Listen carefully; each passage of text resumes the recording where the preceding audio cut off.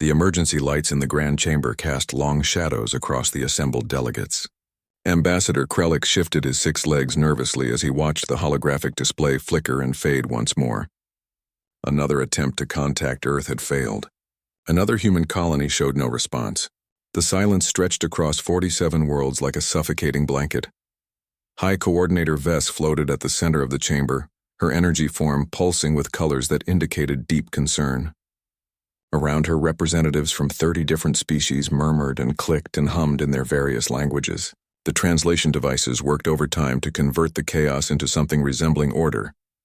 "This is unprecedented," Vess announced, her voice resonating in frequencies that every species could perceive. "In 200 years of human membership in the Galactic Council, they have never gone silent. Not once." Captain Thora ruffled her crimson feathers and stood from her perch. Her avian eyes, sharp and intelligent, scanned the worried faces around the chamber. "My fleet has been monitoring the border regions. The human defense platforms are still active. Their automated systems respond to our probes, but there are no humans manning the stations, no vessels entering or leaving their space. It is as if they simply vanished." Krellick remembered the last time he had seen his human friend, Ambassador Chen. They had shared drinks in the diplomatic quarters just 3 weeks ago. Chen had been cheerful, talking about his daughter's graduation from the academy. There had been no hint of crisis, no suggestion of impending disaster. "Could it be a plague?" suggested the Metherian delegate, his gelatinous body rippling with concern. "Some disease that spread too quickly for them to contain?" "Human medical technology is advanced," countered a Zorvian engineer. "They have protocols for pandemics. We would have received distress signals before it reached this point." The chamber erupted into speculation. Some suggested civil war. Others proposed a technological catastrophe that knocked out their communications grid. The more paranoid species whispered about secret weapons testing gone wrong, or a mass religious movement that rejected galactic society. Krellick had worked with humans longer than most. He had seen them at their best and their worst. Humans were unpredictable creatures capable of great kindness and terrible violence. They created beautiful art and devastating weapons with equal enthusiasm. But they were also reliable. They honored their agreements. They showed up when they said they would. That was what frightened him most about this silence. "We must send an investigation team," Vess declared, bringing order back to the chamber. "Captain Thora, you will lead a reconnaissance fleet into human space. Your mission is to determine what has happened and whether the humans require assistance." Thora bowed her head in acknowledgement. "What are my rules of engagement if we encounter hostility?" "The humans are our allies," Vess reminded everyone. "We approach with peaceful intentions. But be prepared for anything." As the assembly began to disperse, Krellick approached the High Coordinator. His translator device clicked softly as he spoke. "I request permission to join Captain Thora's mission. I have extensive experience with human culture and psychology." Vess regarded him with what might have been sympathy. Her colors shifted to softer hues. "You care for them. That is admirable, Ambassador. But it may also cloud your judgment." "Perhaps," Krellick admitted, "but I also know how they think. That could prove valuable." After a moment, Vess nodded. "Very well. But follow Captain Thora's command." The fleet departed 3 days later. 6 ships representing 4 different species, equipped with medical supplies, communication equipment, and enough firepower to defend themselves if necessary. As they crossed into human space, every sensor came alive with activity. The human defense grid was more sophisticated than anyone had realized. Automated platforms tracked their movement with unnerving precision. Warning messages played on standard frequencies, polite but firm. "You are entering protected space. Please maintain your current trajectory and await escort." But no escort came.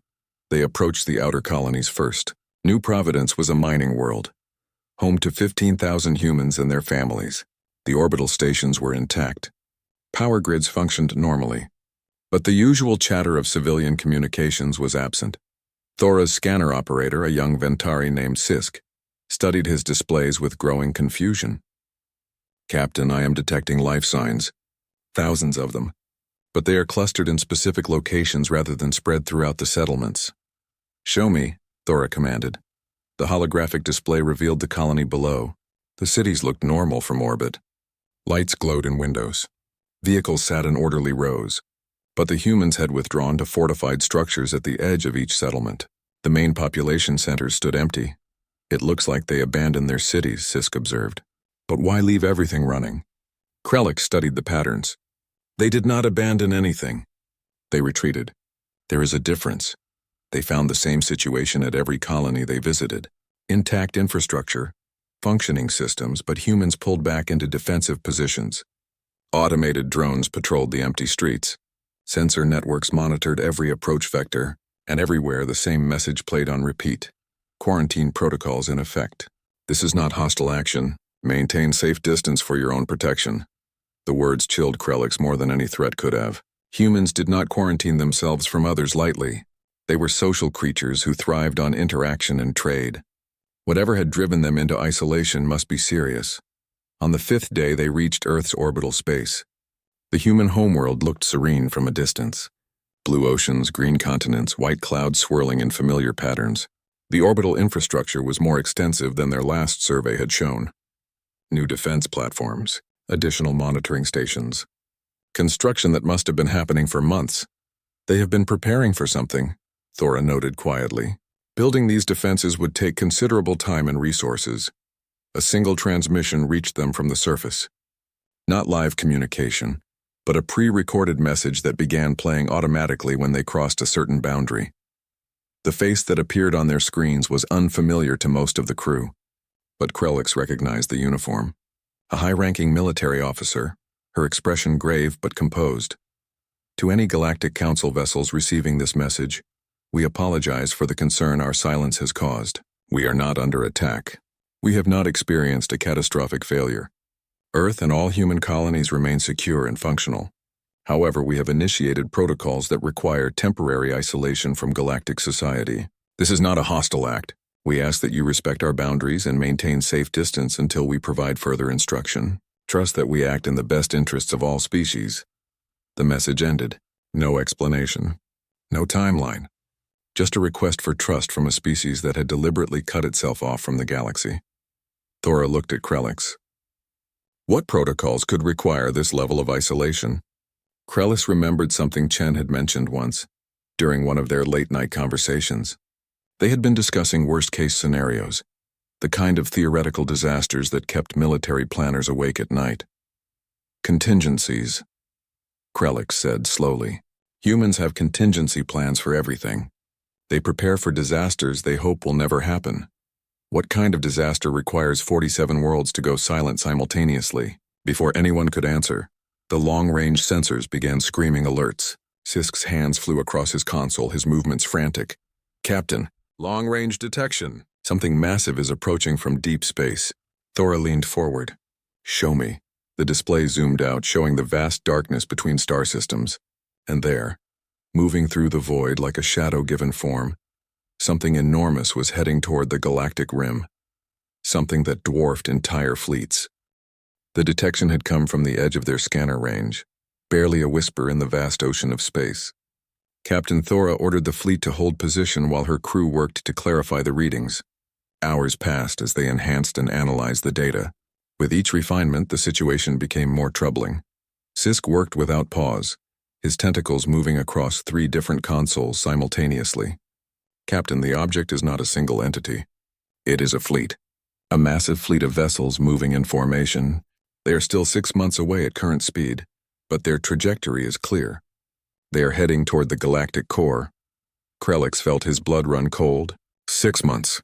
That timeline matched perfectly with when the humans had gone silent. Can you determine their origin? Negative. The configuration does not match any known species in the galactic database. These ships use technologies we have never encountered. Thora spread her wings, a gesture of agitation. How did we not detect them sooner? Our deep space monitoring network should have given us years of warning. Perhaps we did not know where to look, Krellick suggested quietly, but the humans did. The implication hung in the air like smoke. The humans had detected this approaching fleet and made the decision to prepare in secret. They had mobilized their entire civilization without telling anyone. They had built defenses and evacuated cities and retreated to fortified positions, all while maintaining the appearance of normalcy until the last possible moment. Why not warn us? Thora demanded. Why face this alone? Because they are not facing it alone, Krellick realized. They are facing it first. A new transmission arrived from Earth, this one apparently triggered by their long-range scans. The same military officer appeared on screen, but this time the message was different. You have detected them. We hope to spare you the knowledge a while longer, but circumstances have changed. What approaches is a harvest fleet. We call them the Harvesters, though that is our designation, not theirs. They do not communicate. They do not negotiate. They simply consume. The officer paused, and for the first time her composure cracked slightly. 18 months ago, our deep space monitoring stations detected their approach. We studied them from a distance, analyzed their technology, observed their methods. They strip worlds of all biological matter. Everything, plants, animals, microorganisms. They leave behind dead rocks. Thora's feathers stood on end. Around the bridge, crew members exchanged horrified looks. We calculated their trajectory and realized they would reach the galactic rim in approximately 2 years. We faced a choice. We could announce this threat immediately and watch the Council descend into panic and chaos. Species would flee. Others would fight among themselves for resources. The unity we have built over centuries would shatter. The officer's expression hardened with resolve. Or we could buy you time. Time to prepare properly. Time to mobilize without panic. So we went silent. We pulled our people back. We fortified our positions. We built weapons and trained soldiers and prepared to be the wall that these creatures would break themselves against. Krelix listened with a mixture of awe and anger. The audacity of it. The arrogance. But also the sacrifice. Humans had chosen to face this nightmare alone rather than risk galactic chaos. We are transmitting all our intelligence data now, the officer continued. Everything we have learned about the Harvesters. Their tactics, their technology, their weaknesses. We have been preparing for this fight for 18 months. Now we invite the Council to join us, not because we cannot win alone, but because this is not just humanity's fight. It is everyone's fight. The transmission ended. Immediately, data began flooding their systems. Schematics, tactical analyses, battle plans. 18 months of human military preparation compressed into files that would take weeks to fully process. Thora wasted no time. Sisk, transmit everything to the Council immediately. Then plot a course to the human defensive perimeter. We need to see what they have built. The journey to the outer defense line took 2 days. As they traveled, reports came back from the Council. Shock, outrage, fear. Some species accused humans of conspiracy and deception. Others praised their tactical wisdom. Most simply scrambled to mobilize their own defenses. The human defensive perimeter was staggering in scope. They had established positions across dozens of systems, creating overlapping fields of fire and fallback positions. Automated weapons platforms drifted in carefully calculated orbits. Minefield markers warned approaching ships of invisible dangers, and hidden among the debris fields and asteroid clusters, human ships waited in ambush positions. This is not a defense, Thora whispered. This is a trap. A massive, complex trap. Krelix studied the tactical displays with new appreciation. Humans did not fight like other species. They did not line up fleets for honorable battle. They used deception and misdirection. They created situations where enemies had to fight on human terms. They turned space itself into a weapon. A small human vessel approached their position, its captain appearing on screen. She was young, probably in her 30s, with tired eyes and a determined smile. Welcome to the line. I am Commander Parks. I will be your liaison for the defensive operations. Commander, we need to understand your strategy, Thora said. The Harvesters outnumber you significantly. They do, Parks agreed. Which is why we will not fight them directly. Not at first. We will bleed them, slow them, make them pay for every meter they advance. We have automated systems that will harry them constantly, mines that will detonate when they pass, missiles that will strike from unexpected angles. We will make them paranoid and cautious, but eventually they will break through, Thora observed. Eventually, Parks acknowledged, but not before we learn everything we can about how they fight. Not before we test every weapon we have developed. Not before we buy the Council enough time to bring the full might of the galaxy to bear. Over the following weeks, more Council forces arrived. Ships from dozens of species, many of whom had never worked together militarily. Humans welcomed them all and immediately began integration training. They shared their intelligence freely. They explained their defensive strategies. They positioned allied forces where they could be most effective. Krelix watched humans work alongside species they had barely known existed. Language barriers fell away as tactical necessity demanded clear communication. Cultural differences became irrelevant when facing a common enemy. The humans moved through it all with quiet efficiency, never seeking recognition, simply doing what needed to be done. He found Commander Parks one evening in the observation deck of the human command station. She stood alone, staring out at the defensive perimeter stretching into the darkness. "You are afraid," Krelix observed. Parks did not deny it. "Terrified. We all are. But someone had to be first. Someone had to stand in the gap while others prepared. Why not ask for help sooner?" "Because panic kills," Parks said simply. "We have seen it in human history. When people panic, they make terrible decisions. They turn on each other. They abandon reason. We needed the council to have time to prepare properly, not react emotionally. Some see your silence as betrayal." "I know."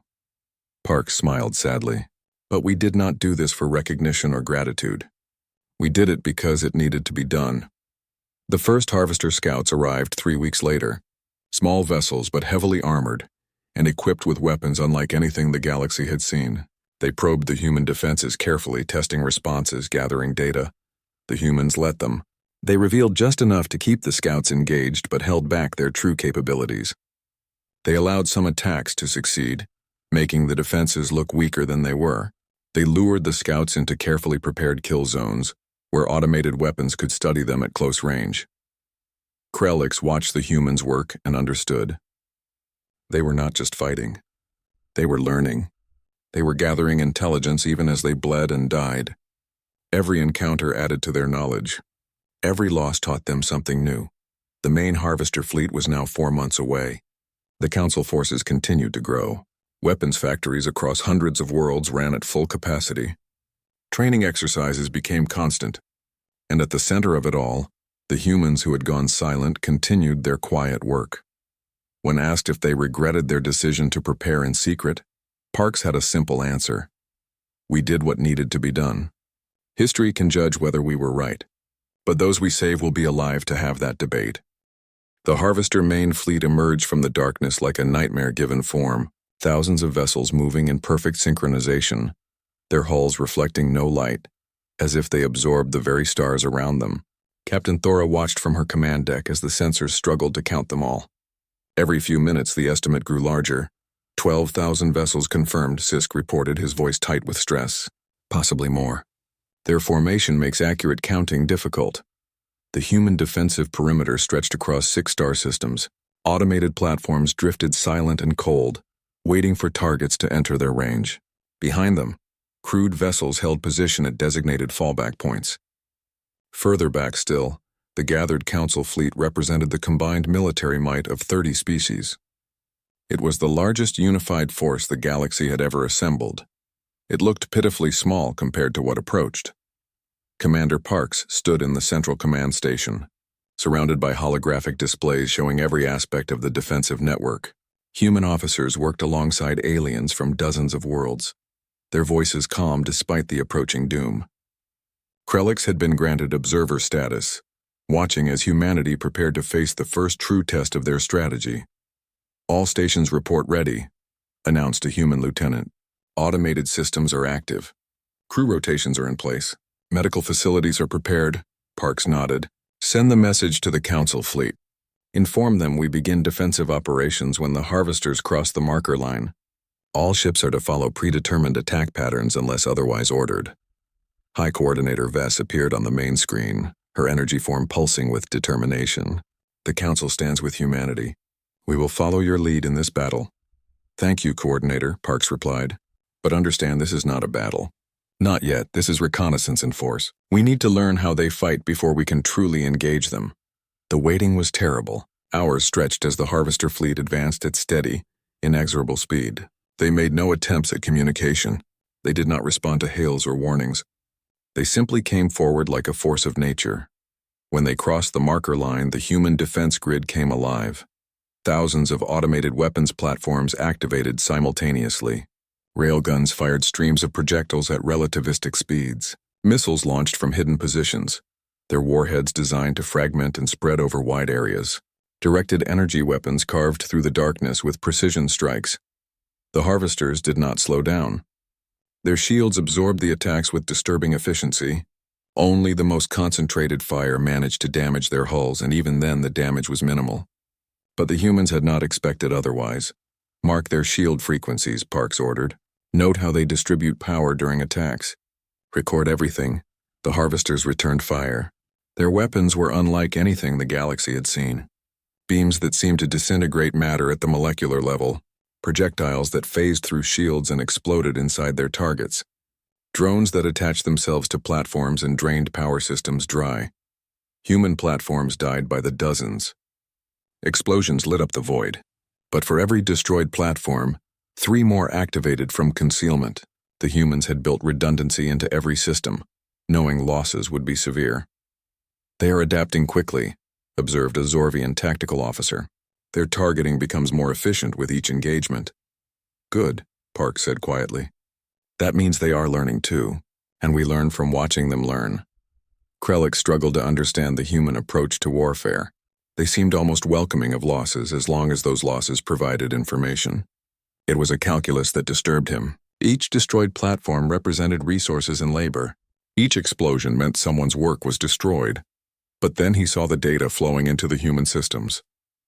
Every attack revealed information about harvester technology. Every defensive response showed their tactical priorities. The humans were not just fighting. They were conducting an enormous, deadly experiment. "Fall back to second line," Parks commanded. "Deploy the surprises." The remaining automated platforms withdrew in apparently panicked retreat. The harvesters pursued, their formation tightening as they sensed victory. They pushed forward into the asteroid field that marked the second defensive position. The mines had been carefully hidden. Not traditional explosives, but devices designed to release swarms of microscopic drones. When the harvesters entered the field, thousands of mines activated. Millions of tiny drones swarmed the enemy vessels, attaching to hulls, crawling into vents and seams. They did not explode. They simply transmitted. "Data collection successful," reported a human technician. "We now have detailed scans of their hull composition, shield harmonics, and power distribution networks." The harvesters realized the trap too late. They tried to sweep the drones away with energy pulses, but by then the information had been collected and transmitted. The microscopic spies had done their job. "Rotate Council fleet to position Beta," Parks ordered. "Time to see if our allies can apply what we have learned." Captain Thora received her orders and felt a mixture of pride and terror. The humans were trusting other species to fight alongside them, to use the intelligence they had paid for in blood and steel. Her fleet moved into position, weapons configured to the new specifications human scientists had derived from the collected data. The engagement was brief but intense.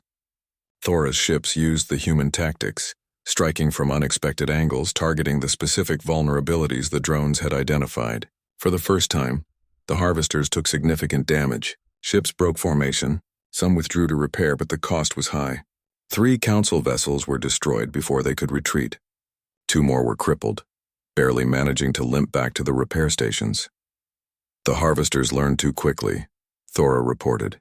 "They adapted to our tactics within minutes. By the end of the engagement, our advantages had disappeared." "Expected," Parks replied. "We bought time and knowledge. That is all we can hope for in these early engagements." The pattern repeated over the following weeks. The humans would establish defensive positions. The harvesters would attack. The humans would learn and adapt and fall back. The Council fleet would test new tactics based on accumulated intelligence. Small victories, costly defeats, an endless dance of advance and retreat. But slowly, patterns emerged. The harvesters were powerful but not invincible. They relied on overwhelming force and adaptive technology. They struggled with unpredictable tactics and deception. They could not match human creativity in real-time battlefield decisions. "They fight like machines," observed Commander Parks during a tactical briefing. "Perfect coordination, flawless execution, but no improvisation. They analyze and adapt, but slowly. That gives us windows of opportunity." Krellick saw the toll the fighting took on the humans. They did not sleep enough. They ate poorly. They pushed themselves beyond reasonable limits. But they never complained. They simply continued their work with grim determination. One evening, he found Parks alone again, studying casualty reports.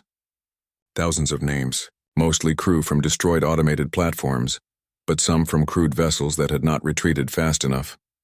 You carry this weight, Krelix observed. Every loss, and someone must, Parks replied. These people trusted us to use their lives wisely. I owe them the courtesy of remembering. Other species question human methods. They say you spend lives too freely. Parks turned to face him, and he saw the exhaustion in her eyes. We spend lives to save lives. Every person who dies here dies buying time for billions more. Do you think we enjoy this? Do you think we want to sacrifice our people? No, but you do it anyway. Because it must be done. Parks returned to her reports. The harvesters do not care about our politics or our feelings. They do not negotiate. They simply consume. Someone has to stand in their way.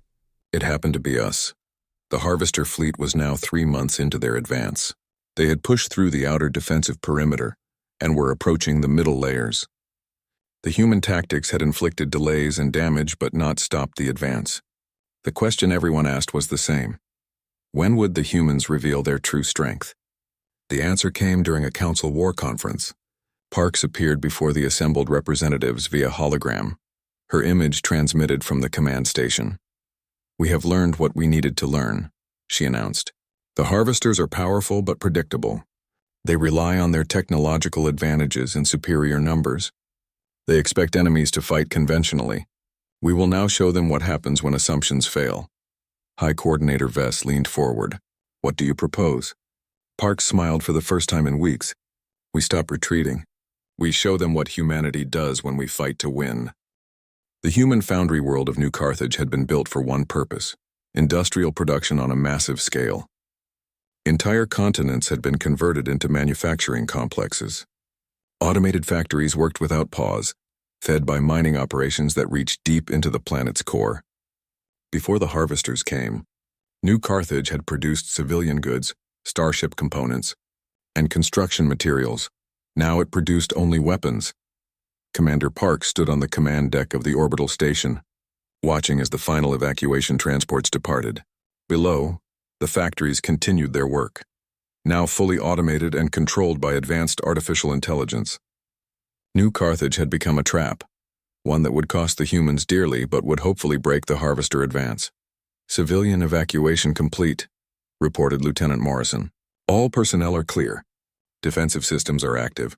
Factory production is at maximum output. How long can the automated systems function? Asked Captain Thora. Her fleet was positioned nearby, ready to support the defense or cover a retreat if necessary. Indefinitely, as long as raw materials hold out, Parks replied. We have stockpiled enough to keep production running for months. The harvesters will have to fight for every factory, and each factory will keep producing weapons to use against them. Krelix studied the tactical display. The harvester fleet was approaching in their standard formation, confident after weeks of steady advance. They had learned to counter many human tactics, adapting their shields and weapons with each engagement. They expected another fighting retreat, another delaying action. They would not get one. All Council forces are in position, Vess announced from the main fleet. We await your signal, Commander. Parks took a deep breath. This was the moment they had been preparing for since the harvesters were first detected. 18 months of planning, weeks of testing, countless lives spent learning how the enemy fought. It all came down to this battle. Signal all forces, she commanded. Operation Anvil is now active. Stand by for coordinated strike. The harvesters entered the New Carthage system and immediately encountered resistance. Human defense platforms opened fire, but not with the usual harassment tactics. These platforms used the new weapons human scientists had developed, based on collected intelligence. Directed energy beams tuned to specific frequencies that bypassed harvester shields. Kinetic projectiles with warheads that released electromagnetic pulses at close range. Missiles that fragmented into clouds of reactive particles that ate through harvester hull materials. For the first time, the harvesters took serious casualties in the opening exchange. Ships exploded or went dark, their power systems overwhelmed. The harvester formation wavered, surprised by the sudden effectiveness of human weapons. They are adapting, warned the Zorvian tactical officer. Shield frequencies are shifting. Hull polarization is changing. Expected, Parks said calmly. Phase 2. Deploy the drones. From hidden positions throughout the system, thousands of attack drones launched. These were not simple weapons. Each drone carried sophisticated AI programmed with everything the humans had learned about harvester tactics. They moved unpredictably, working in coordinated swarms that reformed and split based on enemy responses. When harvesters adapted to one approach, the drones shifted to another. The harvesters found themselves fighting an enemy that matched their own adaptive capabilities. Every counter was met with a counter-counter. Every tactical adjustment was anticipated and exploited. The humans had programmed 18 months of learning into these machines, creating opponents that could think and adapt almost as quickly as the harvesters themselves. "Council Fleet, begin your attack runs," Parks ordered. "Use pattern Delta 7. The assembled galactic forces swept in from multiple vectors. Human intelligence had identified the weak points in harvester formations. The Council ships struck at those points with precision, breaking up the enemy coordination. Thora led her squadron in a daring strike at a harvester command vessel. Her weapons configured to the exact specifications human scientists had calculated. The command ship's shields failed under the concentrated assault. Secondary explosions rippled along its hull. Without its coordinating influence, the nearby harvester ships began operating independently, less efficient and more vulnerable. "It works," Thora shouted over the communication channel. "The human tactics work." But the harvesters were not defeated. They had numbers and determination. They pushed forward toward New Carthage, accepting losses to reach the planet's industrial capacity. If they could neutralize the factories, they could eliminate a significant source of weapons production. "Let them come," Park said quietly. "The planet is ready." The harvester fleet descended on New Carthage like a storm. They bombarded the factories from orbit, their weapons carving through structures and defenses. Entire manufacturing complexes disappeared in balls of fire. The automated systems fought back, launching missiles and firing defense batteries. But the harvesters had committed significant forces to this attack. Then the factories began to move. The harvesters had not realized that the manufacturing complexes were built on massive mobile platforms. The humans had spent months retrofitting them, adding propulsion systems and shield generators. Now those factories lifted off the ground, their weapons still firing, their production still running. They rose into the atmosphere and then into orbit, each one becoming a mobile weapons platform. The factories deployed drones even as they fought. Missiles launched from production lines that were building them in real time. New weapons rolled off assembly lines and were immediately loaded into launchers. The harvesters found themselves fighting an enemy that was literally building weapons to use against them in the middle of combat. "Insane," breathed Sisk, watching from his console. "The humans armed their factories." "Not just armed," Krellix corrected. "Weaponized. There is a difference." The battle for New Carthage raged for 6 hours. The harvesters threw everything they had at the mobile factories, desperate to eliminate the threat. But each factory that fell had already produced enough weapons to destroy 3 harvester vessels. The humans had created a situation where killing the factories cost more than letting them exist. And while the harvesters focused on the factories, the Council fleet struck at their flanks and rear. Human-designed tactics exploited every weakness. Coordinated attacks overwhelmed defensive systems. The careful analysis of 18 months paid dividends as attack after attack found vulnerable spots. "They are breaking formation," reported Morrison, his voice filled with disbelief. "The harvester fleet is beginning to retreat." Parks allowed herself a small smile. "Pursuit pattern Omega. Do not let them reform. Keep them off balance." The human and Council forces pursued the retreating harvesters through the system, not to destroy them completely, but to keep them disorganized and panicked. The harvesters had never faced an enemy that could hurt them so effectively.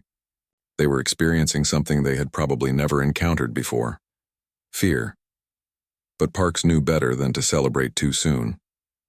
The harvesters still outnumbered the defenders significantly. This was one battle, not the war. The enemy would adapt to these new tactics just as they had adapted to everything else. "Recall all forces to defensive positions," she ordered. "Begin damage assessment and repairs. Prepare for their counterattack." The Council fleet returned to their positions, battered but victorious. Crew members celebrated their first major success against the harvesters. Even the usually reserved vest showed colors that indicated satisfaction and pride. But in the command station, Park studied the tactical displays with a critical eye. The harvesters had lost perhaps 10% of their fleet. A significant blow, but not crippling. They would regroup. They would analyze. They would adapt to the new human weapons and tactics. We hurt them, Krelix observed, joining her at the displays. The galaxy saw that the harvesters can be defeated. We hurt them, Parks agreed. But we also showed them our best tricks. Next time they will be ready. We bought time and morale, but the war is far from over. What will you do when they adapt to these tactics? Parks turned to look at him, and he saw determination burning in her tired eyes. We adapt faster. That is what humans do. We improvise. We overcome. We never fight the same battle twice. Reports came in over the following days. The Battle of New Carthage became a rallying point for the galaxy. Species that had been hesitant to commit forces now sent their fleets.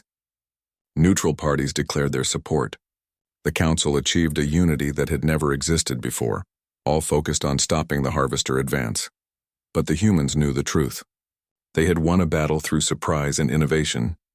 The next engagement would be harder, and the one after that harder still. The Harvesters would learn. They would adapt. The humans would need to stay ahead of that adaptation, always innovating, always finding new ways to fight. Commander Parks received a personal message from High Coordinator Vess. The galaxy thanks humanity for your sacrifice and your wisdom. You gave us time to prepare. You showed us how to fight. You stand as an example of courage and dedication. Parks did not feel like an example of anything. She felt tired and worried and afraid of the battles yet to come. But she sent back a simple reply. We did what needed to be done. Now we finish it together. 6 months after the Battle of New Carthage, the war had become something different. The Harvesters had adapted to human tactics with disturbing efficiency. Their shields now resisted the frequency-tuned weapons. Their formations countered the swarming drone attacks. Their command structures had become redundant, eliminating the advantage of striking leadership vessels. But the galaxy had adapted too. Commander Parks walked through the Joint Operations Center, a massive facility where humans worked alongside representatives from 40 different species. The center coordinated defensive efforts across dozens of systems, managing thousands of ships and millions of personnel.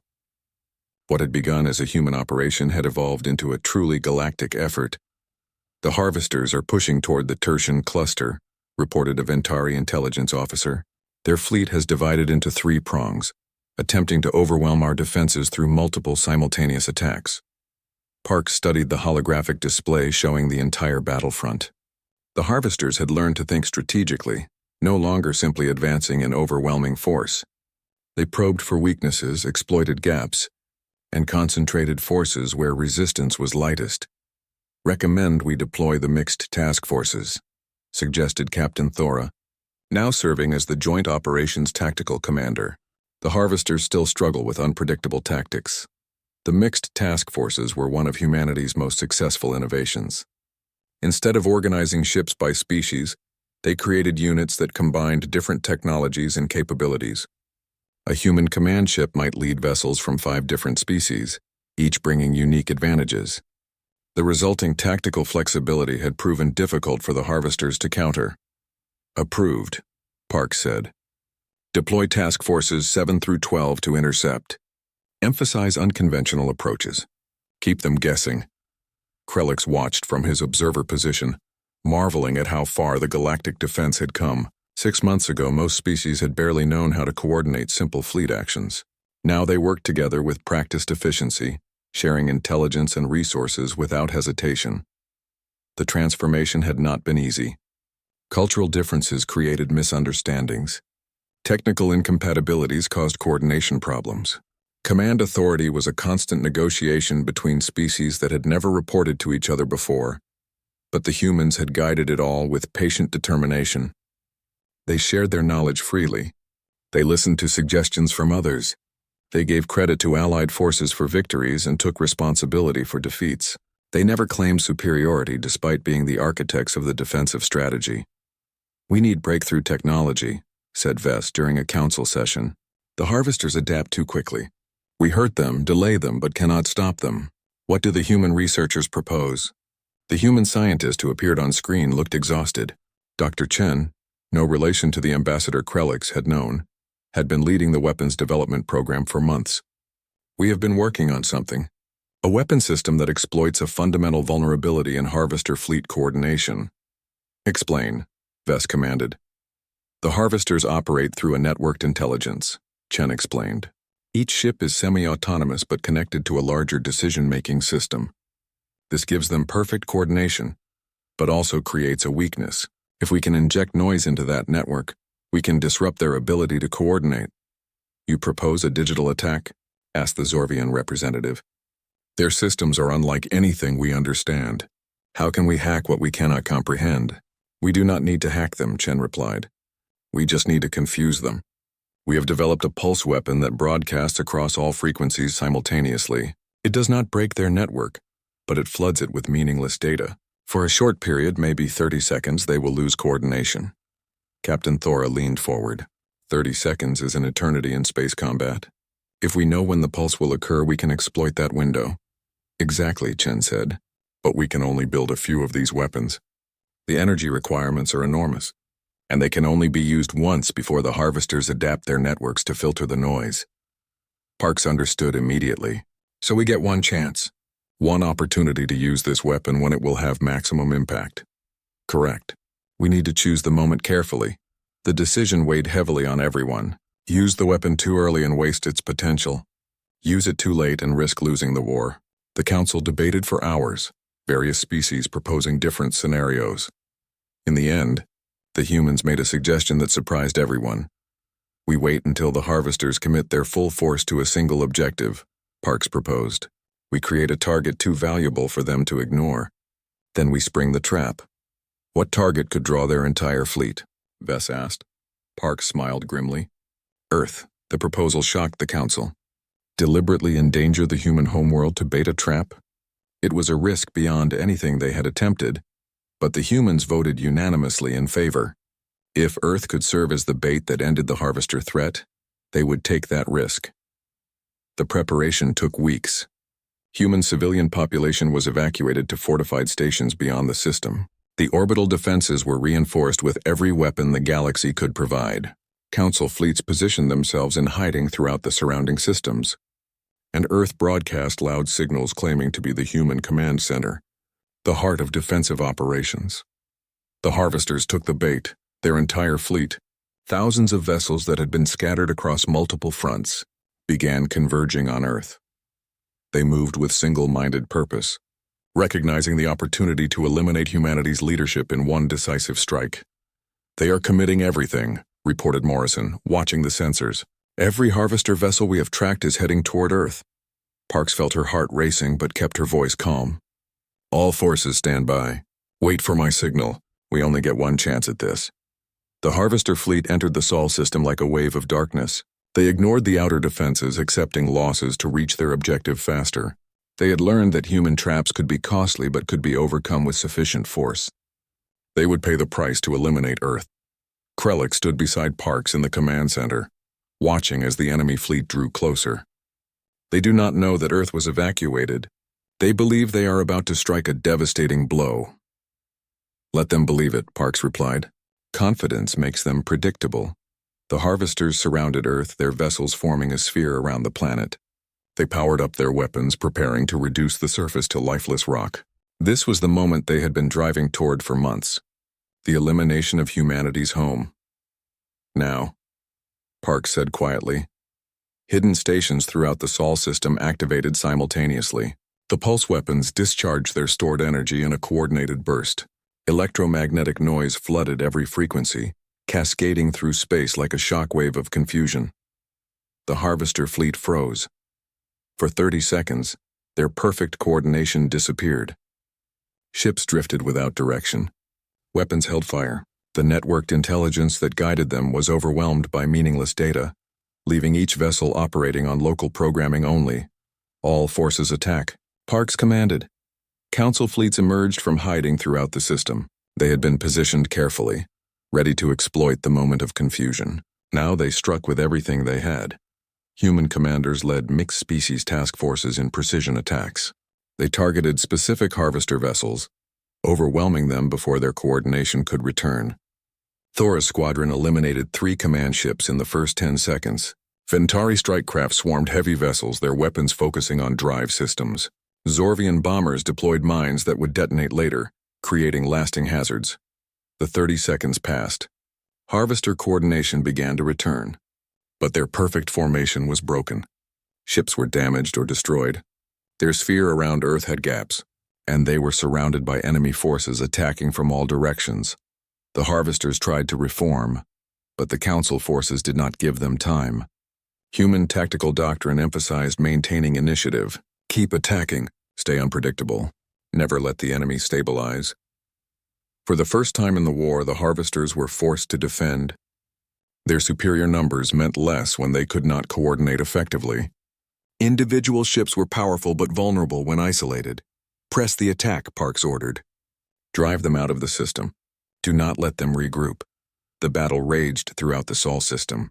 Fighting occurred near Mars in the asteroid belt, even out past Jupiter. The Harvesters retreated slowly, trying to maintain some formation. But the Council forces pursued relentlessly. After 18 hours of continuous combat, the Harvester fleet began to withdraw from the system entirely. They had taken catastrophic losses, losing nearly 40% of their vessels. Their attempt to eliminate Earth had become a disaster. The Council fleet let them go. They were exhausted, low on ammunition, and in no condition to pursue deep into space. But they had achieved something remarkable. The Harvesters had been defeated. News of the victory spread across the galaxy within hours. Species celebrated in their own ways. Some held ceremonies. Others simply felt relief. The threat that had terrified everyone for months had been turned back. Thank you for watching, and comment if